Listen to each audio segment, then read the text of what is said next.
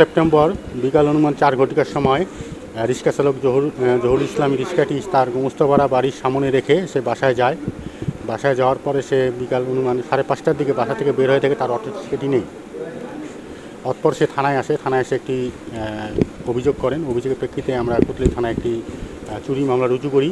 উক্ত মামলাটি আমি এসআই মুজিবুর রহমানকে তদন্তভার অর্পণ করি এবং তার সাথে আমি মোবাইলটি আমাদের এএসআই শাহরুল ইসলামকে ট্যাগ করে দিই চোরসহ চোরাই মালামাল উদ্ধারের ব্যাপারে।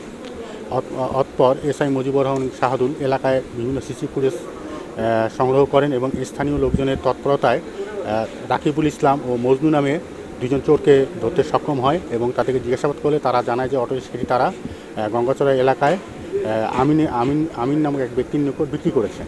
উক্ত সংবাদের ভিত্তিতে আমার এসআই মুজিবুর রহমান, এএসআই শাহরুল ইসলাম সহ একটি টিম আমরা গঙ্গাচড়া থানা এলাকা প্রেরণ করি।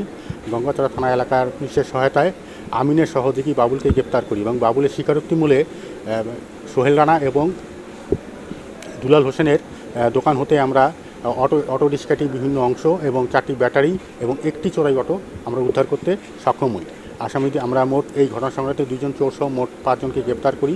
তাদেরকে থানায় এসে জিজ্ঞাসা করে তারা চোরাই এবং চোরাই মালামাল ক্রয় বিক্রির সাথে জড়িত থাকার কথা স্বীকার করেন। আসামিদেরকে আমরা বিজ্ঞাপন প্রেরণ করতেছি এবং তাদেরকে রিমান্ডে নিয়ে এসে আরও চোরাই মালামাল উদ্ধারের বিষয়ে আমরা তৎপর থাকি।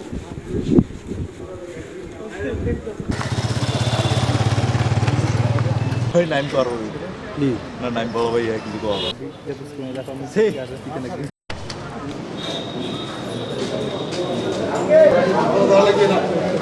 ये बाबा